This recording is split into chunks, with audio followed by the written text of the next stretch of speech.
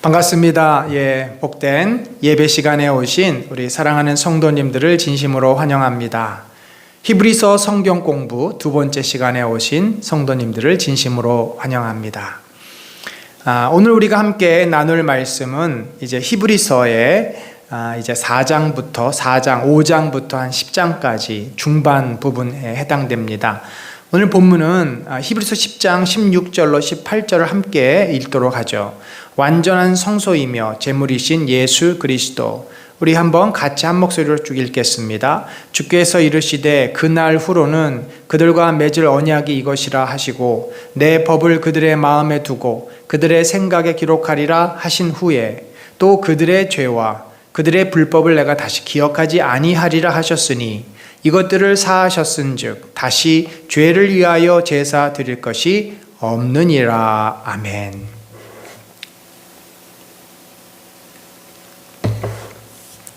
자, 여러분, 히브리서 제목에서도 알 수 있듯이 이 책은 히브리 민족 유대인들을 위해서 쓴 그러한 성경책입니다. 그러다 보니까 이 유대인들의 문화, 특별히 그들의 제사라든지 또 구약의 전통에 관해서 히브리서는 신약의 어떠한 책보다도 아주 긴밀하게 연결되어 있고, 사실 히브리서 자체만 보면은 신약에 나와 있는 사건이나 신약적인 이야기는 별로 언급이 많지 않은 것 같습니다. 물론 이제 11장, 12장, 13장에 보면은 신약의 성도로서 그 시대를 살아가는 예수 그리스도를 믿는 자녀로서 어떻게 살아가야 되는지를 보면은 이게 신약에 있는 말씀이구나를 알 수 있겠습니다만, 이 앞부분 특별히 10장까지 이 예수 그리스도의 탁월하심을 설명할 때 보면은 이게 정말 구약 성경을 가지고 지금 논증을 하는 것 같은 그런 착각을 갖습니다. 그러니까 히브리서 기자가 지금 히브리 사람들에게 보내는 그 내용을 보면은 바로 그들이 믿고 있었던 구약의 전통, 구약의 율법이 이제 더 이상 그들을 구원할 수 없고, 그들을 구원하시기 위해서 하나님께서 새로운 언약의 중보자 모세보다도, 그들이 가장 위대하다고 생각하는 율법보다도, 성전보다도 더 위대하시고 온전하신 그러한 예수 그리스도가 그들의 구원을 위해서 오셨다 하는 것을 이제 논증하는 책입니다. 당시에 우리가 지난 시간에도 봤지만 이제 글라우디우 칙령이라든지 또 네로의 박해를 통해서 초대교회 많은 유대 크리스찬들이 신앙을 버리고 다시 유대교로 돌아가는 그런 안타까운 일들이 여기저기서 발생을 합니다. 이것을 본 히브리 기자는 너희들이 어찌 그 이전에 믿었던 그 조상들이 믿었던 유대교 율법이 분명히 우리를 온전히 구원하지 못한다는 것을 깨닫고서 예수 그리스도를 믿었는데 왜 어찌하여 핍박이 있고 예수를 믿는다는 것이 힘들기 때문에 단순히 예수를 버리고 다시 유대교로 돌아가느냐? 그것은 정말 잘못된 것이다. 그러면서 왜 예수 그리스도를 버리면 안 되고, 왜 너희들이 믿는 그 율법과 성전과 이런 것들, 제사장들의 역할, 이런 것들이 왜 문제가 있고 왜 예수 그리스도를 우리가 붙잡아야 하는지를 이제 논증하며 설명해 주는 책이 바로 히브리서다. 그래서 그러한 배경을 가지고 보면은 여기에서 설명하는 내용들을 훨씬 더 잘 이해할 수 있습니다. 첫 번째, 이 10장 18절까지의 내용은 예수 그리스도가 유대인들이 가장 귀하게 여기는 모세, 또 대제사장, 성전, 또 성막, 제사제도, 옛 언약, 이 모든 것들보다도 예수 그리스도는 뛰어나신 분이다. 그것을 완성시키시는 분이다라는 것을 논증을 합니다. 자, 이렇게 논증이 되면은 유대인들은 더 이상 옛날에 조상들이 믿었던 그 유대교를 믿을 필요가 없는 거죠. 그것은 이제 버리고 그것을 완성시킨 예수 그리스도, 새 모세이신, 성막과 성전의 완전체이신 예수 그리스도를 믿음으로 이제 그들이 구원을 얻게 된다는 사실을 히브리 기자가 강력하게 논증을 하고 있습니다. 그래서 우리가 지난 시간에 선지자, 천사, 모세, 여호수아보다도 예수님이 뛰어난 분이다. 그들이 특별히 정말 하나님처럼 여기는 모세보다도 예수님은 뛰어난 분이다라는 것을 논증을 했습니다. 그래서 오늘은 이 아론 계통의 대제사장, 이 원래 제사장들은 아론의 후손, 레위 지파의 후손 가운데 세워지지 않습니까? 그래서 레위 지파의 제사장들보다도 더 뛰어나신 대제사장이신 예수 그리스도, 또 이스라엘 백성이 붙잡았던 모세 언약, 옛 언약을 뛰어넘는 새로운 언약, 곧 예레미야의 언약이고 에스겔의 언약이죠.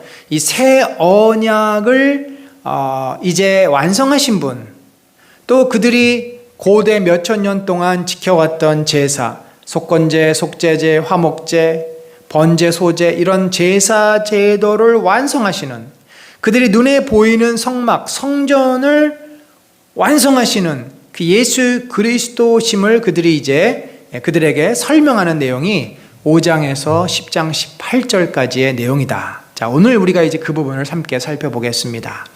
그래서 5장 그 1절에서 10절은 원래 이 전체적인 구조가 AB 구조가 있는데, A는 이제 논증을 하는 거죠. 예수 그리스도는 아론보다 뛰어난 대제사장이시다. 예수 그리스도는 너희가 믿는 구약의 그러한 신앙 체계를 뛰어넘는 것을 완성하신 분이다. 그래서 B는 뭐예요? 그러므로 너희가 지금까지 가졌던 잘못된 태도를 버리고 다시 신앙 안으로 돌아와서 이번 일을 계기로 더 믿음에 정진하고 더 세워져야 한다라고 하는 어떤 적용과 결론 부분이 항상 뒤에 따라오게 됩니다. 그래서 이 AB 구조가 이 히브리서에는 5번에 걸쳐서 나오죠. 이미 한두 번을 우리가 했고요. 안식에 대한 문제도 했습니다. 그래서 오늘은 세 번째 거죠. 세 번째인데, 이 대제사장이신 예수 그리스도는 아론보다 더 뛰어나다. 왜냐하면 예수님은 아론의 족보를 따르지 않고 직통, 하나님께서 세우신 하나님의 제사장 멜기세덱의 후손이다. 그러니까 이게 영적인 계보를 하나님이 세우신, 하나님께서 이스라엘 위해서 만드신 대제사장이다. 이렇게 이제 논증을 합니다. 근데 이게 성경에 근거 없는 논증이 아니에요. 히브리서 기자가 혼자서 말한 게 아니라 창세기와 시편을 근거로 그가 이야기하고 해석하는 것이고, 그럼으로써 예수 그리스도의 탁월성이 입증이 됩니다. 따라서 이제 그들이 어떻게 해야 돼요? 도의 초보를 버리고 완전한 데 나가라. 더 이상 유대교에 흔들거리지 말고, 유대교에 기웃거리지 말고 예수 그리스도 안에서 믿음이 자라가야 한다라고 이제 권면을 하는 내용입니다. 자, 그러면 봅시다. 자, 아론 계통의 대제사장보다 뛰어나신 예수, 아론의 족보를 따라서 대제사장이 계속해서 나옵니다. 그러면 어떻게 예수님은 아론의 후손들보다 뛰어날까? 바로 그는 하나님이 세우신 그 족보에 속해 있기 때문이에요. 그 하나님이 대제사장으로 세운 하늘의 대제사장이 있어요. 그가 누굽니까? 멜기세덱입니다. 자, 멜기세덱의 족보에 따라, 멜기세덱의 이제 그 계보에 따라 예수님께서 대제사장이 되었다. 자, 어떻게 논증을 할까요? 5절에 보니까 이와 같이 그리스도께서 대제사장 되심도 스스로 영광을 취하심이 아니요 오직 말씀하시니가 그에게 이르시되, 자, 이것은 하나님께서 그에게 이렇게 이르셨어요. 너는 내 아들이니 내가 오늘 너를 낳았다. 자, 이게 무슨 말일까요? 자, 이것은 예수 그리스도가 메시아 되심을 보여주는 그런 이제 표현이죠. 원래 호세아에서 나와 있는 말씀인데 이것을 또 신약의 많은 저자들이 인용을 합니다. 그래서 너는 내 아들이다. 내가 오늘 너를 낳았다. 그러니까 예수 그리스도가 이제 이 땅에 메시아로 오셨음을 강조하는 내용입니다. 자, 그런데 6절은 이런 내용이 또 나와요. 내가 영원히 멜기세덱의 반차를 따르는 제사장이라. 자, 이 말이 어디 있을까요? 놀랍게도 시편 110편 4절에 정확히 있습니다. 어떻게 되어 있냐면 여호와는 이르시기를 너는 멜기세덱의 서열을 따라 영원한 제사장이라 하셨도다. 자, 시편 104편, 시편 110편, 이 시편 110편은 메시아 시로 아주 유명한 시죠. 시편 110편 1절은 내가 원수의 발등상이 되게 하기까지 너는 내 우편에 앉았으라. 다윗이 이제 하나님께서 메시아이신 예수 그리스도에게 하신 말씀을 그가 인용하면서 그 메시아의 그 위대함을 노래하는 시가 바로 시편 110편 메시아이십니다. 그래서 여기서 너는이라고 했을 때 너는 하나님께서 바로 메시아, 그의 아들 되시는 메시아를 향해서 말씀하는 거예요. 여러분 너무 놀랍지 않습니까? 이 멜기세덱이라는 단어는 창세기에 나오는데 다윗도 하나님의 감동을 받아서 예수 그리스도가 이제 그 멜기세덱의 후손이 되어 이스라엘의 온 죄를 속죄할 대제사장이 영원한 대제사장이 될 것을 그가 노래한 것입니다. 히브리서 기자는 정확하게 이것을 인용하면서 하나님께서 예수 그리스도를 멜기세덱의 반차, 그러니까 멜기세덱의 그 순서, 그 족보, 계보를 따라 대제사장이라고 이제 부르신다. 얼마나 놀라운 말씀입니까? 이 멜기세덱에 대한 이야기가 좀 뒤에 또 나옵니다만 여기서 어쨌든 중요한 것은 예수 그리스도는 누구인가? 아론의 후손. 왜냐하면 예수님은 레위 지파가 아니죠. 어디 지파죠? 유다 지파. 그러니까 여러분 유다 지파에서는 왕이 나옵니다. 레위 지파에서는 제사장이 나옵니다. 예수님의 역할 가운데 세 가지 역할이 있어요. 왕으로서 온 세상을 통치하시는 왕으로서의 역할, 우리의 모든 죄를 단번에 속죄하기 위해서 자신을 희생제로 드린 대제사장으로서의 역할, 마지막은 하나님의 이 진리의 말씀을 영적으로 어두워져 있는 그 시대 백성을 향해서 우리를 향해서 선포하신 선지자로서의 역할이 다 있습니다. 그 가운데 유다 지파에서 나오셔서 다윗의 계보를 잇는 메시아가 되셨고, 그럼 레위 지파에서 또 나와가지고 대제사장이 돼야 되지 않습니까? 그런데 예수님이 이미 유다 지파예요. 두 가지를 동시에 할 수는 없습니다. 여기에서 하나님께서 묘책을 마련하신 것이 어차피 레위 지파의 후손 가운데 나온 대제사장들은 어떻습니까? 굉장히 큰 핸디캡을 가지고 있어요. 그래서 그 부분을 7장 또 8장 이하에서 다룹니다. 그 핸디캡은 뭐냐면 이 대제사장은 자기의 죄에 대해서 스스로 속죄를 해야 돼요. 그리고 또 다른 더 큰 핸디캡은 그 대제사장의 속죄일 때 드리는 희생물, 그 대제사장이 대표로 드리는 희생제사는 유효한 것이 그 1년에 한 번밖에 드리는 그런 효과밖에 없어요. 그러니까 영원하지가 않다는 거죠. 계속 제사장이 바뀌면 죽으면 또 다른 제사장이 계속해서 제사를 드려야 됩니다. 그렇기 때문에 멜기세덱의 계보를 따라서 매번 드리지 않아도 단번에 모든 것을 once in all, 한 번으로 모든 것을 다 포함하는 영원한 그런 제사를 드린 대제사장으로 삼으셨다. 자, 그러니 계속해서 우리가 구약의 율법을 의지하고 따라야 되겠습니까? 아니면 그걸 완성하고 그걸 한계를 극복하신 예수 그리스도를 믿어야 되겠습니까? 이건 논리적으로 당연히 예수 그리스도를 믿어야 하는 겁니다. 자, 이렇게 이제 5장 앞부분에서 예수 그리스도의 멜기세덱의 계보를 따라 영원한 제사장이 되셨다. 그러니까 이제 이 히브리서 기자는 한 가지를 얘기하고 그들이 갖고 있는 문제를 또다시 깨닫게 합니다. 너희들 그런데 마치 예수 그리스도가 무슨 거짓 선지자인 것처럼 그를 믿지 못하고 다시금 대제사장들이 1년에 한 번 드리는 그것이 우리의 죄를 용서해 줄 수 있다고 생각하고 거기로 다시 돌아가느냐? 너희가 사실 지금 이 정도 됐으면 마땅히 선생이 되어야 했을 터인데 이만큼 성장했을 터여야 된 너희가 말씀의 초보에 대하여 누구에게 가르침을 받아야 될 처지가 됐다. 왜 그렇죠?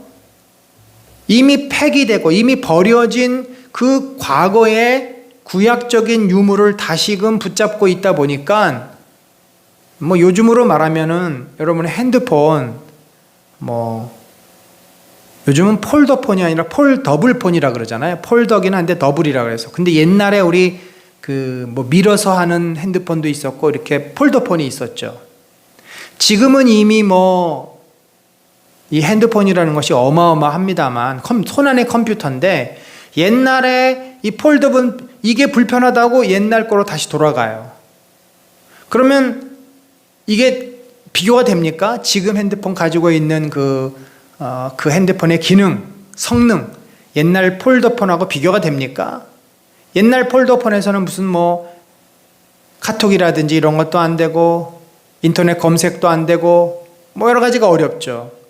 그래서 마치 다시 이제 그 옛날의 폴더폰으로 돌아갔다가 다시 핸드폰으로 돌아와서는 처음부터 다시 배워야 되는 지금 그런 꼴이라는 거죠. 얼마나 인생 낭비, 시간 낭비, 또 모든 것이 참 뒤처지는 그런 상황입니까? 단단한 음식은 못 먹고 젖이나 먹어야 될 자가 되었다. 이미 단단한 음식을 먹어야 되는데 그래서 이 히브리서 기자는 안타까운 마음으로 어서 속히 그 자리에서 떠나서 너희가 늦었지만 지금이라도 젖을 먹고 다시금 믿음에 제대로 들어서라 라고 권면을 합니다. 그런데 만약에 이렇게 그리스도의 초보를 버리고 그동안 잘못된 행실을 회개하고 또 하나님에 대한 신앙, 또 부활과 영원한 심판에 대한 교훈에 털을 다시 닦지 말고, 그러니까 그거 다시 재반복하지 말고, 그거는 분명히 우리가 기초다, 믿어야 될 기초다. 그렇죠? 하나님이 어떤 분이신지, 우리가 죽으면 부활하는 거, 또 우리는 믿는 대로 심판해서 이제 사망에서 생명으로 옮겨졌고, 이런 것들은 지나가고 완전한 대로 나가라, 이제 성숙한 대로 나가고 지혜를 가지고 세상에서 우리가 어떻게 살아야 될지, 우리에게 주신 사명이 무엇인지 이런 거를 깨달아야 되는데, 여전히 과거에 얽매여 있고 기초도 못하고 있으면 이게 무슨 꼴이냐라고 지금 책망하면서 또 권면도 하면서 이제 신앙의 진보를 이루도록 그렇게 말씀을 하고 있는 거죠. 그런데 경고를 하고 있습니다. 너희가 만약에 그렇게 은혜를 받았고, 여기서 이제 은혜를 받았다는 것을 맛을 보았다 이렇게 돼 있어요. 한번 빛을 받고 하늘의 은사를 맛보고 성령에 참여한 바 되고 하나님의 선한 말씀과 내세의 능력을 맛보고도 이렇게 돼 있어요. 맛보다. 그러니까 이제 완전히 내 것으로 소화한 것이 아니라 그것이 어떠한지를 조금 느낄 수 있었다는 거죠. 그럼 뭡니까? 성령께서 은혜를 베푸신 거예요. 성령께서 그 닫혀진 입을 여시고 맛을 보게 하시고 그게 얼마나 귀한지를 알도록 도전하신 겁니다. 그럼 우리가 어떻게 해야 돼요? 우리 인격이 반응하며 그것을 붙잡아야 되죠. 그것이 믿음입니다. 우리는 먹을 의지가 없는데 입을 벌려 억지로 구겨 넣는 것은 믿음이 아닙니다. 성령은 그렇게 역사하지 않습니다. 성령은 우리에게 권면하고 우리의 닫힌 입을 열어서 맛을 보게는 해주세요. 그럼 맛을 보고 내가 이것이 얼마나 귀한지를 알았다면 내가 입을 벌려 내 스스로 먹어야지만 내 것이 되는 거 아닙니까?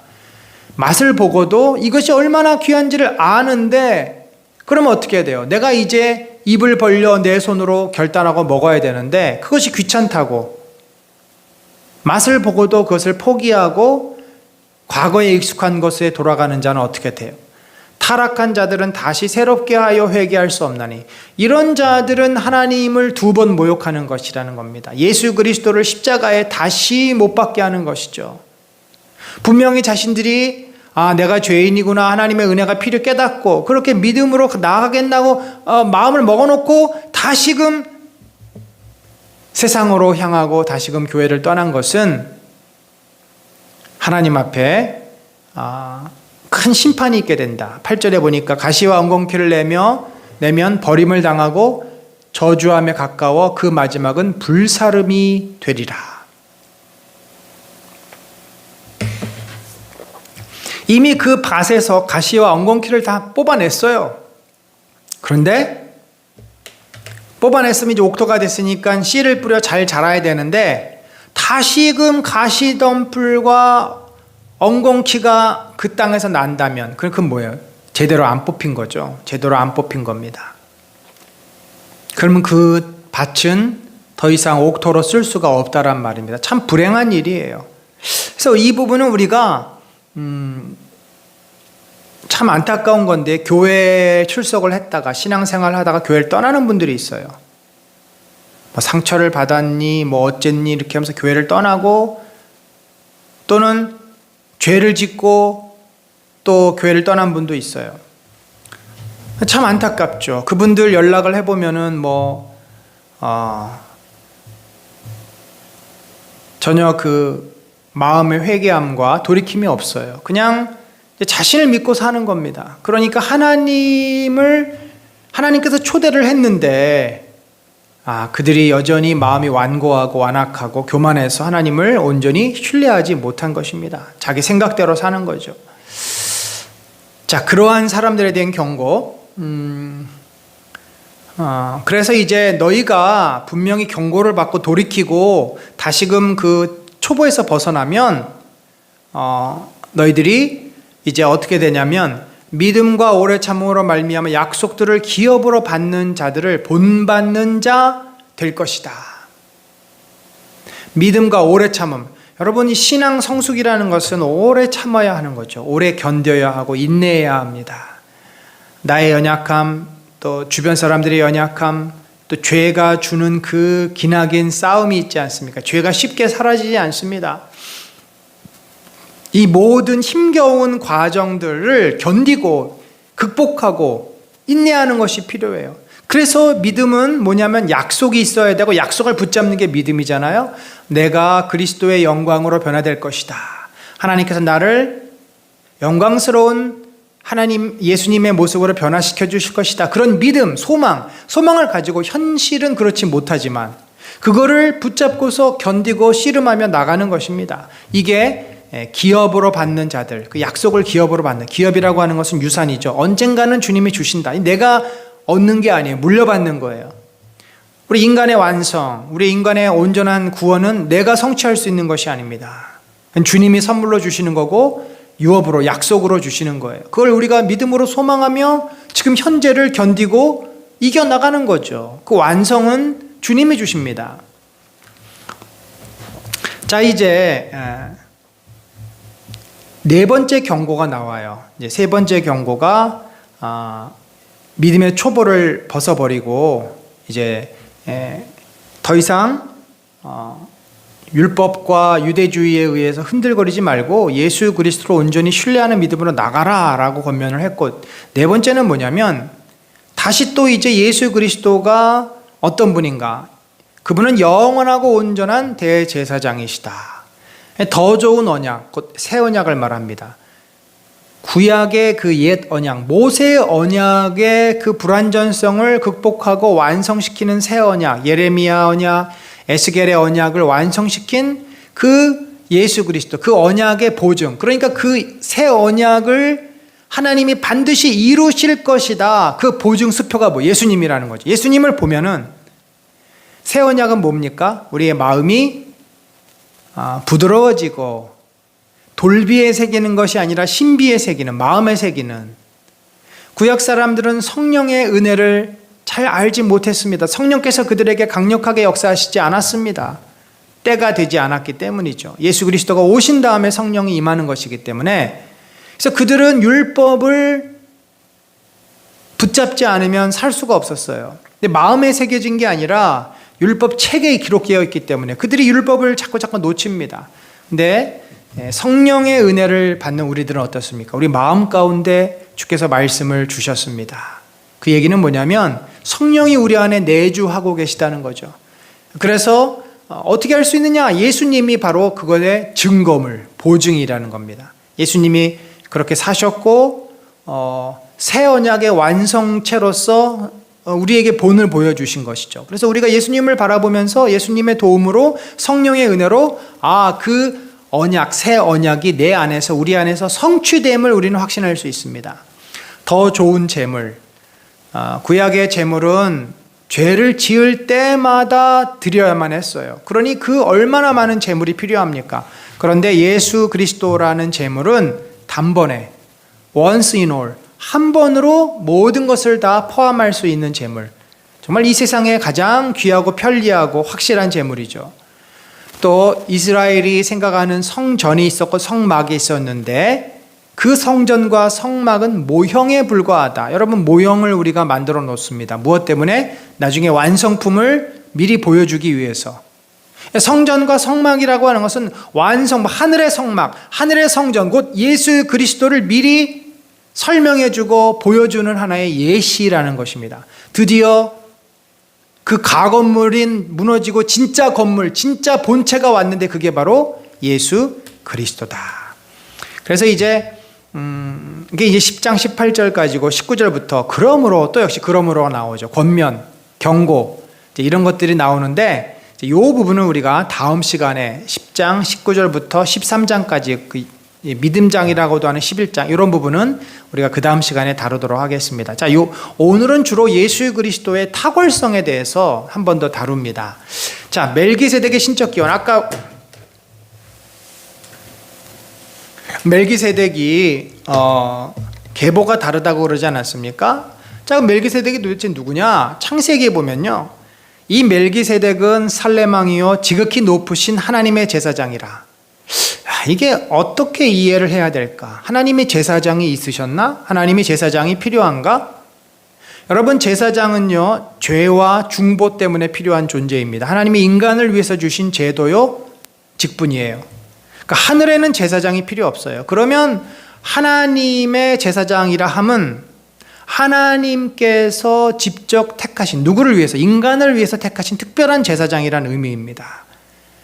히브리서 기자는 멜기세덱을 구약에서, 창세기에서 모세가 그렇게 설명했어요. 모세도 이 뜻이 정확히 뭔지를 모르고 설명했을 수도 있어요. 왜냐하면 멜기세덱이 누구냐에 대해서는 그냥 샬렘 왕으로밖에는 표현을 안 해요. 예루살렘의 고대 도시국가죠. 근데 그의 어떠한 경건성, 그가 하나님을 향해서 경배하고 경외했던 자임을 알 수 있고, 그가 하던 역할이 아브라함을 축복하고 아브라함을 영접했는데 놀랍게 아브라함은 그 사람에게 자기의 11조를 드립니다. 원래 11조를 누구에게 드리는 거예요? 하나님에게 드립니다. 그러니까 이 멜기세덱은 하나님과 직통하는 어떠한 굉장히 영적인 존재였음을 우리가 알 수 있게 됩니다. 신비스러운 인물입니다. 이렇게 막연했던 신비스러운 인물이었는데 다윗은 아까 우리가 보았던 시편 110편 4절에서 이 멜기세덱을 영원한 대제사장으로 삼았는데 그게 누구냐면 바로 메시아라는 거죠. 그러니까 오실 메시아는 이 멜기세덱의 그 반차 계보를 따라서 영원한 대제사장, 영원한 제사장이 된다. 이거를 이제 히브리서 기자가 해석을 하고 완성을 합니다. 이 샬레망은 그 이름을 해석하면 먼저는 의의 왕이요, 그 다음은 살레망이니 곧 평강의 왕이요. 이 샬렘이라는 말이 원래 평강이란 뜻이지 않습니까? 예, 그래서 평강의 왕이요, 아버지도 없고 어머니도 없고 족보도 없고 시작한 날도 없고 생명의 끝도 없어 하나님의 아들과 닮아서 항상 제사장으로 있느리라. 자, 이렇게 보면요, 히브리서 기자가 이해한 그 살레망은 구약에 나타난 예수 그리스도의 모형이다라고 우리가 이해를 할 수 있습니다.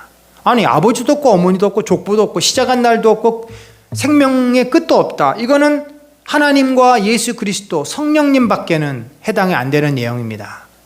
따라서 이미 예수 그리스도는 하나님의 구속의 계획에 따라 인간의 모든 죄를 대신 짊어지고 하나님께 나아갈 이 대제사장의 직분, 그 역할을 갖고 계셨고 그 모습을 구약의 창세기에서 잠시 드러내 주신 것입니다. 우리가 여호수아서에 보면은 여호와의 군대 장관이 나옵니다. 그런데 다른 천사들과는 다르게 여호수아가 그의 발 앞에 엎드리고 신을 벗으라. 마치 모세에게 나타나셨을 때 하나님 말씀하신 것처럼 여호수아에게도 내가 선 곳은 거룩한 땅이다. 내 발에 신을 벗어라. 그래서 우리가 여호수아에게 나타났던 군대 장관은 누구냐? 구약에 나타나신 통치자, 왕으로서의 메시아 예수 그리스도.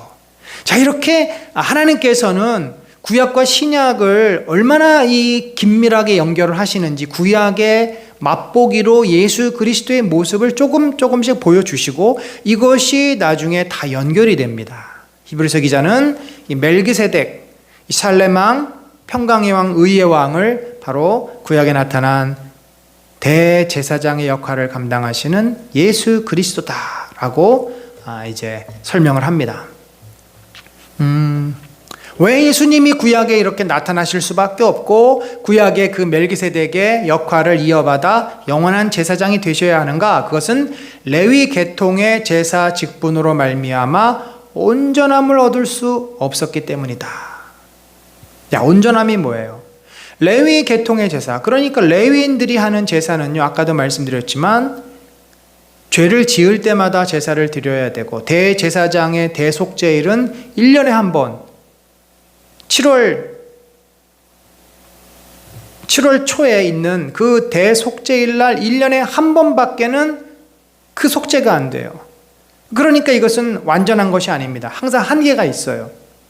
따라서 아론의 반차, 곧 레위 제사장의 그 신분, 지위를 가지고서 이것을 한 것이 아니라 하늘의 제사장 멜기세덱의 그 계보를 따라 그의 후손으로서 한 다른 제사장을 세울 필요가 있었다라는 것. 다른 말로 하면 뭐냐면 이 구약의 제사 제도는 한계가 있기 때문에 그것을 완성할 어떤 존재가 반드시 와야만 했었다. 이것이 아주 논리적인 굉장한 강펀치입니다. 이게 이제 이런 논증. 그러니까 이스라엘이 믿는 제사 제도의 가장 맹점, 허점을 드러냄으로써 그것을 해결할, 그것을 완성시킬 어떠한 존재가 필요하다. 그분이 바로 예수 그리스도다. 이렇게 논증을 하는 겁니다.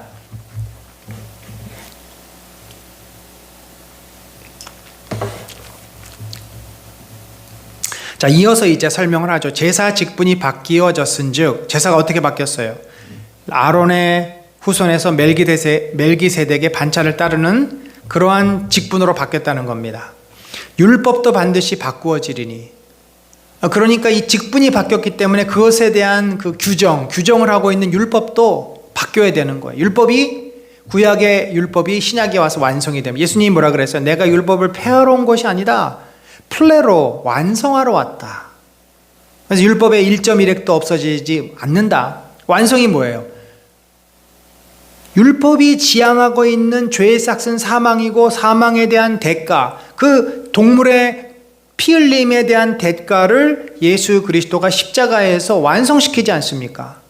그러니까 매번 양과 소를 잡았던 것이 하나님의 아들, 양과 하나님의 아들이 비교가 됩니까? 하나님의 아들이 죽었기 때문에 그 모든 과거의 인간의 죄, 그 당시 인간의 죄, 앞으로 올 인간의 모든 죄를 사할 만한 그 가치, 그 능력이 있는 피 흘림이라는 거죠.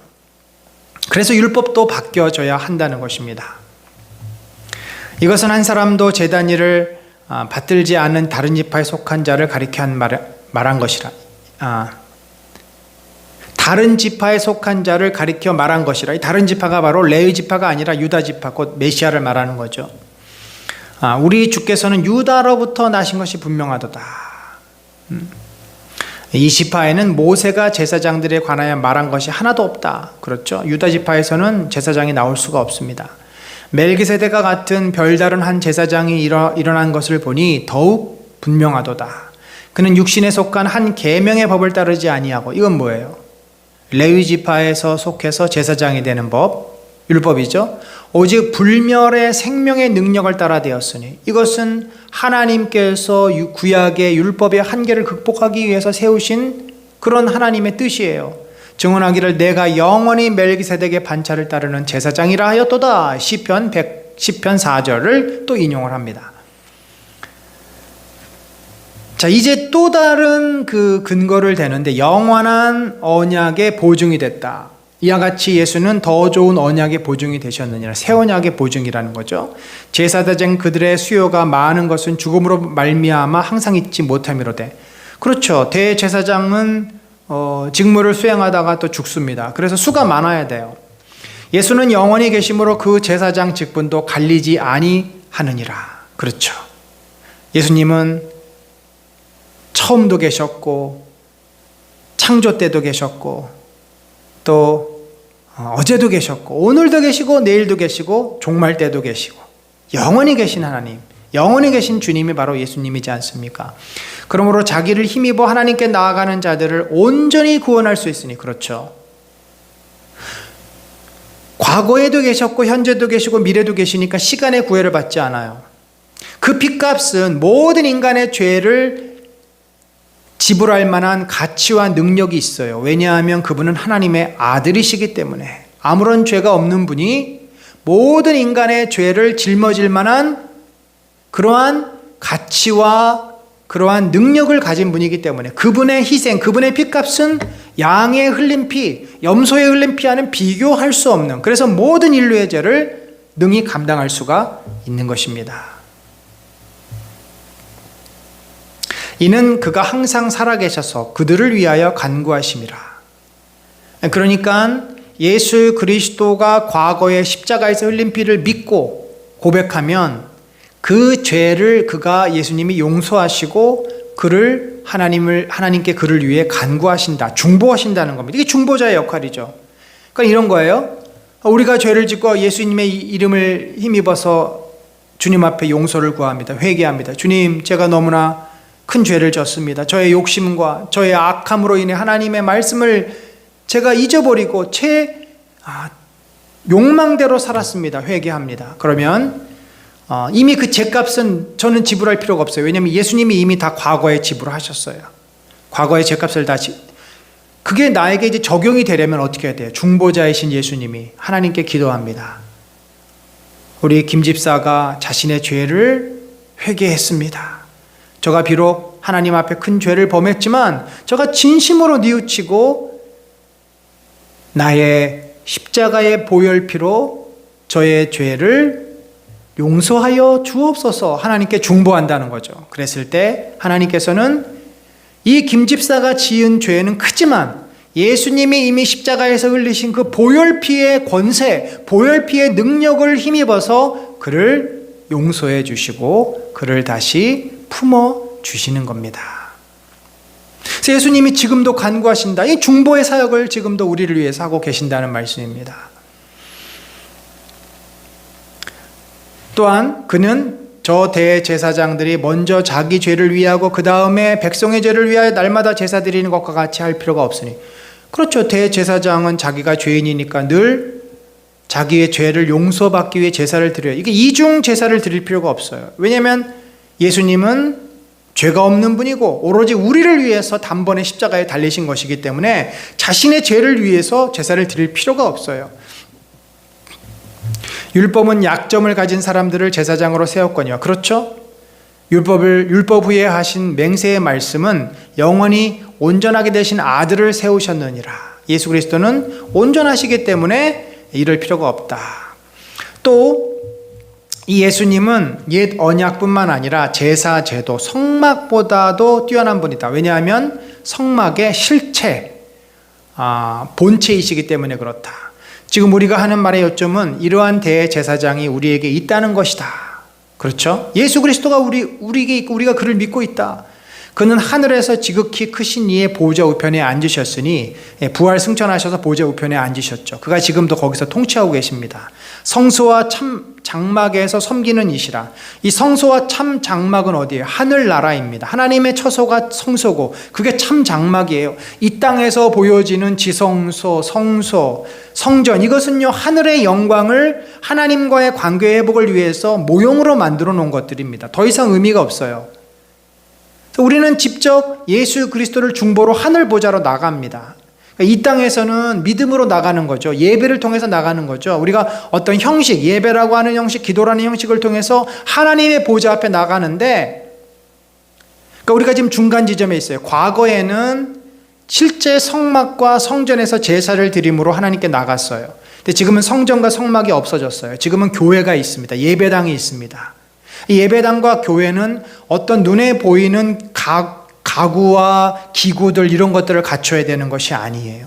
강대상이 어떤 교회는 상당히 좀 우아하고 좀 멋져 보이지만 어떤 교회는 매우 심플합니다.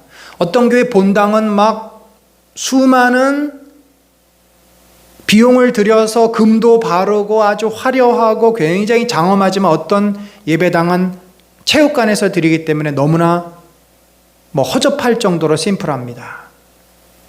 그러면 거기서 하나님께 나아가는 예배는 하나님이 안 받으시고 금으로 두른 그러한 15세기, 16세기 고딕 양식의 쾰른 성당처럼 이런 어떤 성당에서 드리는 예배만 받으시나요?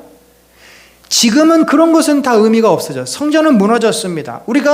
우리는 성전이 우리 안에 계신 예수 그리스도고 하늘 보좌의 영으로 나가기 때문에 예수님이 뭐라 그래? 예배 드리는 자마다 신령과 진실된 믿음, 마음으로 예배 드리라고 하지 않았습니까? 그런데 우리가 이제 하나님 보좌에 직접 가게 되면 그때는 바울이 표현했던 것처럼 거울을 보는 것이 아니라 눈으로 직접 그 하늘의 영광, 하늘의 성소, 천군 천사가 둘러싸고 있는 그 영광스러운 그 성전에서 우리가 직접 하나님께 예배하며 예수님을 만나는 그날을 우리가 소망하는 거죠. 지금은 진짜 그 가건물에서 가건물이 무너지고 가건물은 아니지만 임시 거처에서 우리가 하늘나라를 향해 예배하고 또 우리 안에 함께 하시는 성령과 소통하면서 우리가 그것을 확신하는 그런 그 시기에 산다고 할 수 있습니다. 따라서 예수 그리스도는 구약의 성막과 성전과 비교할 수 없는 분이다. 또 그분은 뭐예요? 더 좋은 언약, 새 언약의 중보자다.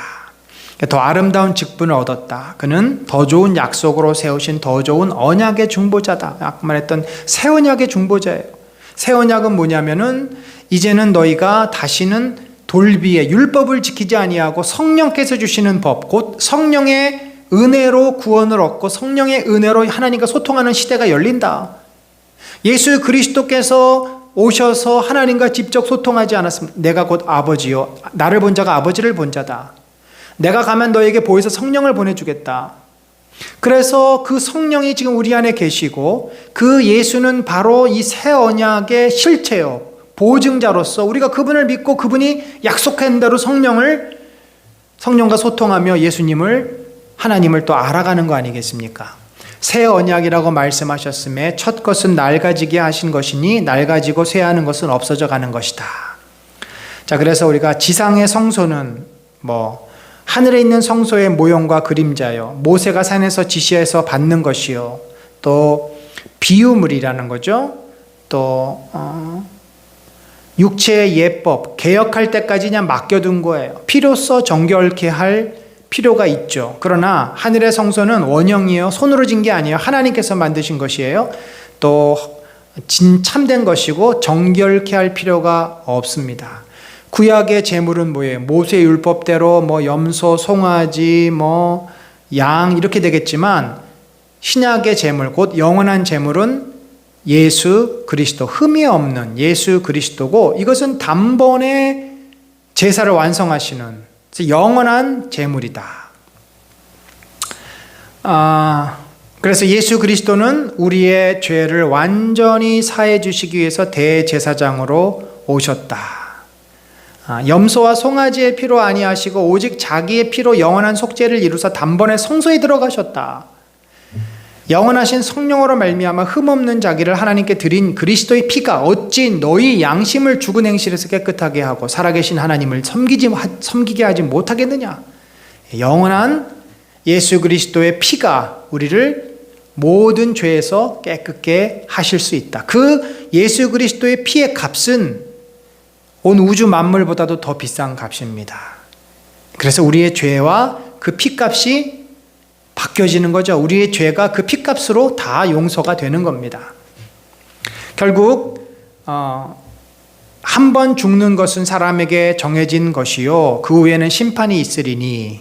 여러분, 굉장히 무서운 말씀이죠. 이와 같이 그리스도도 많은 사람의 죄를 담당하시려고 단번에 들이신 바 되셨고 구원에 이르게 하기 위하여 죄와 상관없이 자기를 바라는 자들에게 두 번째 나타나셨다. 한 번 사람은 죽게 돼 있어요. 그 다음에 심판이 있습니다. 근데 만약에 율법을 의지하고 율법대로 살면 그 죄가 영원히 없어지지 않아요. 그래서 반드시 심판대에 서야 됩니다. 그래서 예수 그리스도를 하나님이 보내주시고 예수 그리스도를 믿고 그분의 피값으로 자기의 죄를 영원히 용서받을 수 있다라는 거죠. 자, 율법은 어떻습니까? 장차 올 좋은 일의 그림자일 뿐이요 참은 아니다는 거죠. 율법은 바로 예수 그리스도를 가리킬 뿐입니다. 주께서는 제사와 예물과 번제와 속죄제는 원하지도 아니하고 기뻐하지도 아니하신다. 왜냐하면 구약의 많은 사람들이 겉으로만 이 율법을 지켰어요. 겉으로만 제사를 드렸어요. 이사야가 뭐라 그랬습니까? 너희의 제사를 내가 다시 받지 않겠다. 너희의 그 위선된 제사, 위선된 그 제물을 내가 더 이상 받지 않는다. 예수님이 오실 당시에 성전에서는 어떤 일이 벌어졌습니까? 강도의 굴열. 하나님께 죄를 사하기 위해서 제물을 바치는 게 아니라 제사장 가문에 돈을 벌어주기 위해서 제물이 팔리고 돈이 바뀌어지는 그런 강도의 굴열이 된 거죠. 그래서 이러한 율법의 한계, 율법의 문제를 극복하기 위해서 첫 번째 것을 폐하심은 그 잘못됐으니까 두 번째 것을 통해서 이제 해결하시겠다는 것이고, 그것이 바로 예수 그리스도의 대제사장으로서의 자기 속죄입니다. 이 제사는 언제나 죄를 없게 하지 못하거니와, 그렇죠. 오직 그리스도는 죄를 위하여 한 영원한 제사를 드리시고 하나님 우편에 앉으사 그 후에 자기 원수들을 자기 발등상 되게 하실 때까지 기다리시니 거룩하게 된 자들을 한 번의 제사로 영원히 온전하게 하셨다. 히브리서 기자가 바라보는 예수 그리스도는 어떤 분이십니까? 십자가에서 죽으시고 부활하셔서 하나님 보좌 우편에 앉으셔서 그 원수가 발등상 되게 하기까지, 바울도 그 원수가 발등상 되게 하기까지 하나님은 온 세상을 예수 그리스도를 통해 통치하신다. 그래서 그 예수 그리스도가 통치하시는 내용 가운데 교회를 세우시고 교회를 지키시는 것도 있지만, 우리의 죄를 용서해 주시기 위해서 하나님께 중보하는, 우리의 죄를 깨닫고 우리가 그리스도의 이름을 힘입어서 죄사함을 얻고 회개하면 그 그리스도의 피로 그 죄를 용서하시고 아버지께 중보함으로 그가 완전히 용서받는 그 역할을 하고 계시다는 것입니다. 그래서 그들의 죄와 그들의 불법을 내가 다시 기억하지 아니하리라. 이것들을 사하셨은즉 다시 죄를 위하여 제사 드릴 것이 없게 되는 것입니다. 사랑하는 성도 여러분, 예수 그리스도는 구약의 모든 한계, 문제를 극복하시고 십자가에 자신을 온전한 희생물로 드리셨습니다. 그리고 부활 승천하셔서 지금 뭐하고 계세요? 하나님 보좌 우편에 앉으셔서 세상을 통치하십니다. 악한 사단이 교회를 공격하지 못하도록 막아주시고, 교회가 약해서 무너져갈 때 교회를 붙잡아 주시고 다시 일으켜 세우십니다. 성령을 통해서 교회를 위로하시고 우리를 위로하시고 회복시켜 주시고, 상한 심령, 고통 가운데 있는 자들을 다시금 세워주시는, 그것이 예수 그리스도께서 교회를 통치하시고 다스리시는 한 방법이고, 또한 우리에게 사명과 소명을 주셔서 교회로 하여금 세상을 향해 나가게 하십니다. 뿐만 아니라 우리가 죄와 싸워 우리의 연약함을 깨닫고 고백하며 회개하며 돌이킬 때 우리의 그 모든 죄를 사해 주시기 위해 하나님께 중보하고, 그분이 흘렸던 그 피값으로 우리의 모든 죄가 용서되는 그 중보의 사역을 지금도 하고 계십니다. 사랑하는 성도 여러분, 신앙은 예수 그리스도 한 분으로 모든 것이 완성이 됩니다. 우리는 예수 그리스도를 힘입어서 아버지께 나아가고, 예수 그리스도를 힘입어서 우리는 온전케 되고, 예수 그리스도를 힘입어서 우리는 하나님의 자녀의 복된 삶을 살게 됩니다. 오늘도 우리가 우리의 참 대제사장이시요, 우리의 새 언약의 보증이시요, 우리를 하나님께 중보하시는 예수 그리스도, 우리의 죄를 용서하시고 죄를 이기게 하시고 우리를 온전케 하시는 예수 그리스도를 바라보시면서 이 믿음의 경주를 우리들이 정말 기뻐하며 감당해내는 모든 귀한 성도들 되시기를 간절히 축원합니다. 하나님 아버지, 연약한 죄인들을 불쌍히 여기시고 우리 주 예수 그리스도를 힘입어서 이 험하고 힘든 믿음의 선한 싸움을 이겨내게 하시며, 우리의 증보자 되시고 우리의 위로자 되시고 우리를 통치하시고 다스리시는 예수 그리스도의 은혜로 이 땅에서의 모든 악한 사단과의 싸움, 죄와의 싸움, 나 자신과의 싸움을 승리하도록 인도하여 주시옵소서. 지금은 우리 구주 예수 그리스도의 놀라우신 은혜와 하나님 아버지의 무한하신 사랑과 성령님의 감화 감동 교통하심이 우리의 중보자 되시고 우리의 대제사장 되시는 예수 그리스도를 바라보아 우리의 연약한 믿음, 우리의 모든 죄를 다 내려놓고 그분 안에서 회개하며 용서함 받으며 극복되며 온전케 되기를 갈망하는 심령 위에 지금부터 영원까지 함께 하실지어다. 아멘.